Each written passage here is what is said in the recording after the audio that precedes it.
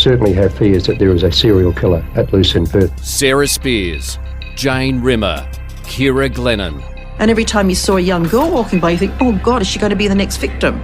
Now, one man stands accused. If police are right and Edwards is the Claremont serial killer, he's been hiding in plain sight for 20 years. When Ciara Glennon's fingernail exhibits were taken from storage for retesting, a female was requested to carry out the process. Today, she took the stand. This is day 45 of Claremont in Conversation. I'm in the studio with Ali and Tim. Now, we were all waiting to hear from this witness to find out if it would solve this mystery DNA that we've heard about.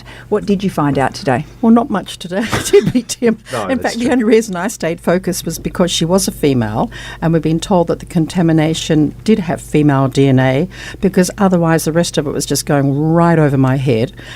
Tim was keeping tabs because he's got a cheat sheet up there with what all these initials and numbers mean. But we didn't hear anything. But hopefully next week, when Paul Jovich gets to his feet, we might glean something. Well, I wouldn't mind just asking you, Tim, about this cheat sheet, because I've now heard about this. And whiteboard, actually. Yeah, can you just tell us what it is that you've done? And I understand it is being used by people in the media room as a group cheat sheet. Yeah, well, we do have a little bunker where a lot of mostly the print journos and guys like Emily and various other colleagues are doing live blogging and things like that, because it's difficult to do it in the courtroom itself, and it's also difficult to do it downstairs in the room where the camera people, the TV camera people and TV reporters are, because they're in and out all the time. And so to help the process, we thought it would be helpful to put a cheat sheet of all the DNA exhibit numbers and fibres and information that we think we're going to need constantly, which we do. And so there was a whiteboard quite helpfully in that room. So we put it all up there, and we're also keeping account of the days into the trial that we are and the number of witnesses. So it's just a quick glance for those guys that need it very quickly. We all need it. Well, it is. I was thinking today that there is a reason that trials are called trials, and that was today, one of those days, because it was a trial today. Not that Denise Galvin, the witness, was not doing her best to give her evidence, as faithfully and as clearly as she could. But to be honest, it is evidence that we've now heard a number of times, about exhibits that we've heard more than a number of times. And we didn't get to the cross-examination, which is where the interesting part of both this witness and Alex Bagdonovicius, who has to come back next week, as we mentioned, will also be cross-examined. So Ali's right. That's where the interest is going to come. That's where the revelations are going to come. And most importantly, on this witness, we might find out where those flecks of female DNA that we heard about that were contaminated, these blank samples that went to New Zealand in 2003 and 2004, we might find out finally where those came from. And you Judge Hall is Justice Hall is asking questions, very relevant questions, and he's right on the ball, isn't he? I mean, as my attention fades away and I suddenly hear his voice come up. Yeah, his powers of concentration are phenomenal, and they were proved again today. Very what we refer to as dry evidence. Not very sexy for TV or print or online, but also obviously always important, still important. And Justice Hall proved again that he never stops listening and never stops concentrating, because he was right across it with several questions that were probably the most interesting part of the day. Yeah, clarification of this process and clarification of that process, and yeah. And was there a lot of discussion about the process and how tidy and clean and everything was in terms of the procedures? Yes, there was. Ad nauseum slides and what happened next, and very much so. But as I said, I think maybe next week the defence will probably go into that. And that's where your attention, it's interesting, because when something which I think is significant comes up, I don't even look at Bradley Robert Edwards anymore. It's almost like I've forgotten he's there. Mm-hmm. I automatically look at the defence to see if they're going to jump to their feet or make an objection.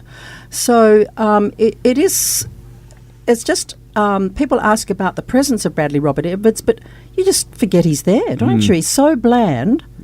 Yeah, well, he has very few visible emotions, and has done all the way through, even with the very personal evidence that we discussed right back at the start of the trial.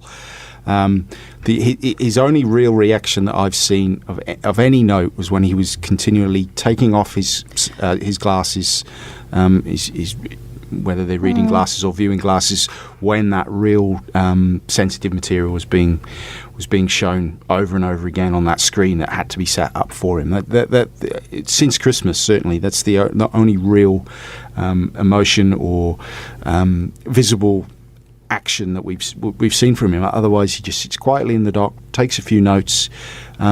He's not even. I haven't really seen him even conferring with his lawyers that much in open court in the last few weeks. Obviously, those discussions would go on behind the scenes, maybe in the custody suite, possibly on the phone from the prison where he's being remanded. We don't know, and we never will know. But yeah, and look, there wasn't much action in the public gallery and on the media benches towards the end of this week either, because, as we say, this evidence is so detailed and so forensic in both sets of the word that it does sort of take a lot to get you excited. Well, having said that, there was still it was a bigger crowd there today, and quite a few came up to me and talked about the podcast because they're asking questions about the rumours and the urban myths that were flourishing at the time. And there was one particular one going around about a white van that people got into, a taxi, and there was a rope behind and a women's clothing. And they even got to the stage where people were ringing up and saying, a friend of a friend of a friend had bought a car and one of the victims' wallets was in the glove box or behind. You would have heard all of those, Tim. And so they're fascinated by that sort of stuff. And why isn't any of that coming out? I feel like saying, well, none of it was probably true. But, yes. I mean, they don't like to let go of these urban myths and conspiracy theories, but everyone that's come up to me, and there's been a lot of them, have all talked about why is there any indication that it was Bradley Robert Edwards and was this true? And because you forget how intimately involved they all were. They had their sons picked up. One of them said to me today that their son was picked up and actually questioned because he had ropes in the back of his car. He was actually pulled into the station, but it turned out he was a lighting guy for some outside concerts and had ropes in the back of the car. But that's where you forget that such widespread interest back then, and that's who are the mums and dads that are filling the public gallery, elderly people filling the public gallery. Which is very surprising given the detail that's being discussed at the trial right now, that the public gallery is still so full. Well, they're walking out with glazed looks on their faces because they're not, I think they're expecting something more, like they've seen on TV, and of course it's not happening like that. But the interest is still there. And others will say, I've just arrived from Melbourne and I've been living in Melbourne, but, they've sat there. Ex-journalists have come in today. Ex-ABC journalists were in there today, older ones, and said they want to just follow it through because it was such a big story at the time. And also what I'm finding interesting is that all while we're listening to this dry reviews, there was a hive of activity going on. We're looking at 2003, 2005, 2001. Because it was, mind you, the media were distracted back then with something called 9/11 for 10 years, but we had no idea that there were still reviews going on because it was very, very tight-lipped. Everyone was tight-lipped about it. Yeah. But now we're hearing, they did pull it out and review it every couple of years as technology advanced and computer software got more sophisticated. That's been one of the most interesting aspects of the most recent evidence for me, actually, is the work that was going on apparently behind the scenes, but obviously, it was their day-to-day, particularly the macro task force. They were living it 24/7. And the way, they were able to keep that from the public eye. Yes. We've discussed that previously, how with John, particularly on Monday, how preciously they guarded every little bit of information, and particularly the new stuff, it would seem. Yeah. So that in itself, given the huge public interest that we know about, the vast nature of the investigation. So there were so many people, so many moving parts, scientists, Still all police going on, officers, yeah. forensic people, not just here but in New Zealand and America and then the UK. None of this leaked out, which is incredible in itself, given the vast amount of journalists that were trying to get stories about it. But I mean, it's not, you couldn't, if you were a journalist that had just worked on Claremont for every day for the last 25 years. You move on fairly fast, Well, as you I do, said. 9/11 happened, and then everything became a terrorist Even oriented then, and thing. particularly now. And so now it's here, the trial, and the vast span of it, the whole case. People feel that like they've lived through it and want to see a little part of it, the justice system working, which I've said in previous podcasts I think is a real positive thing in a very negative subject, obviously, that people are willing to give up their time to come and see the actual justice process in action. And yes, the ones that came today might think, oh my gosh, I don't want to go back, because it is quite a long-winded process. But for them to see it, I've had friends saying, when should I come? Do I have to queue? All this type of thing. Just friends you would never think that would want to sit in a court case for any length of time, but they do, and they still do, definitely. Yeah, that's right. And I think, as John alluded to on Monday also, it was, I guess, in the absence of this information that some of these urban myths were allowed to grow and to really get legs, and these emails that would come out all the time about someone being picked up and chucked in the back of a boot and what have you. But it was because of a lack of information that these theories were floating around everywhere. Well, there's nothing, of course, with a serial killer, because it's random. So, as you know, we've got boxes full of tapes there of people who they were dobbing in, who they thought was the perpetrator. And we would spend days going out back then interviewing someone's who disgruntled mothers-in-laws and disgruntled everything. But it's of course we acknowledged it maybe only once or twice a year on an anniversary, and that was probably how I got the Lance Williams interview, because it was just like the anniversary, the Australia Day, you go along. But apart from that, the media does, of course, move on to whatever's happening. But in the meantime, these guys are still, all these reviews, I'm looking at the dates and thinking, oh, okay, that was, Yeah. So it's there, 2003, 2004, 2008 was the big breakthrough. 2009 was when they got the real impetus with this DNA match. Then all the stuff went over to all the Karrakatta stuff went back to FSS, so that was that whole year. And then we knew in the timeline that from 2009 to 2012 they were doing all this work on the hair, and that's when all the fibres started coming to light. And so, for an investigation that seemed to be going nowhere for so long, it was always moving. We're still hot macro task force for that. Well, we were, really waiting for this answer as to who this mystery DNA belonged to, which you didn't find out today. But I guess some people will be asking the question that, it's female DNA on nail clippings that aren't really crucial to the case. So why do we care? Well, I mean, this all goes to, once again, Pathwest processes. And it was raised very early on by Mr. Jovich about possible contamination, and what he wants to do is build a picture of sloppy processes and bits of DNA, whosever they might be it scientists or victims or random DNA being in samples that they shouldn't be. And this was the build up to that today, was because this witness, Denise Galvin, it was her responsibility to send these blank samples that we discussed that are supposed to be completely clear and free of anything. It was her responsibility to send these to New Zealand to accompany the exhibits that had already been sent. We found out, confirmed today, that they were sent over a couple of months later, prepared by her, sent by her, and then when they were run in New Zealand, we calculated about 20% of the ones that were tested in New Zealand had this female DNA in it. And it was Denise Galvin who was asked quite very detailed questions about exactly what she'd done, gloves, PPE, cleaning, blotting paper, all the different methods that Path West employed at the time to try and ensure the process didn't become contaminated one way or the other. And that's why we say that when we get to her cross-examination next week, that's when we think that we're really going to get to the nub of what Mr. Jovich was the case he was trying to build in this portion of the trial, confirming whether it was her DNA or not, and if it wasn't, how she thinks it got there, because she was the one that prepared the samples.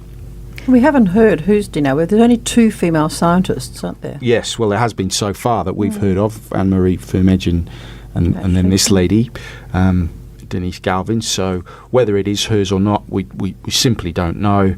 But I think Monday and Tuesday we're going to find out one way or the other. And then following on next week, this is when you're expecting still to hear from the UK witnesses? No, I think Well, we think so. We're not sure. Yeah. We thought Justice Hall might have firmed that up this afternoon, but we didn't hear anything else. Originally, we were thinking that we'd get video link, which would... I think there'll be a delay on that because he's got, Paul Jovich has got both Denise Galvin and possibly Alex Bogdanovich to go over again on those documents that went AWOL. Yeah, and so cross-examination is going to take a while. The video links are more easily rearranged than the live witnesses that have to come into the UK. So yeah, it's a bit of a jumble at the minute. We don't really know where we sit in terms of all that, but once we get there, that will really boil down to the testing done in the UK, the eureka moment that we talked about yesterday, and all the people that were involved in that process on the other side of the world. Well, before we go today, I'd like to just ask you this question from a listener, Hannah Quinn, who asks, my question is about the Hollywood Hospital assault. I heard on a previous podcast that Mr. Edwards was fingerprinted when charged, and this was how they matched up the fingerprint from the Huntingdale incidents. I'm wondering if it's policy now, or was it then too, to take fingerprints and DNA swab for the database at the time of the arrest. I can't help but think if they had taken DNA at the time of the Hollywood Hospital assault, then when he committed the Karrakatta rape, they would have had his DNA on file and would have been able to make an arrest and possibly put a stop to him back then. Well, it was just a common assault charge, so they wouldn't have taken DNA back then. If it had been a more serious charge and involving something really which they believe was a sexual attack, they probably would have. But again, today I'm sure, like Path West's techniques, everything's evolved. But it was just a common assault, unfortunately. Yeah. It's a great question. And I think it taps into the fact that how long this case has been running, that this is 1990. So I did a little bit of research after reading Hannah's question.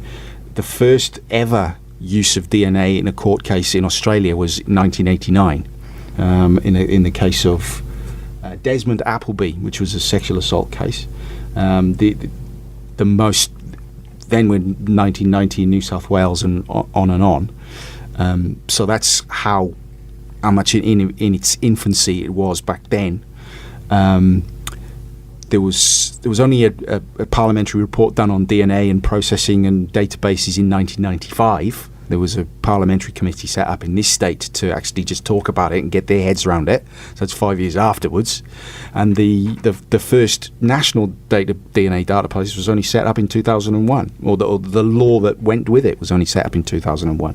So, I mean, with hindsight, wouldn't it have been wonderful? But it might have led to, a completely different path for this case. But as it was, and as Ali said as well, it was a common assault charge. So whether they would have even taken DNA and from that nature of charge, you're not sure. The actual mechanics of what he did, and the fact that he was on a sex offenders program for 2 years, you might think if it had been in place, if it had been 10 years later, maybe they would have. But as for now, what we've heard from Brendan, the vast amounts of DNA samples that now sit on databases in every state and nationally.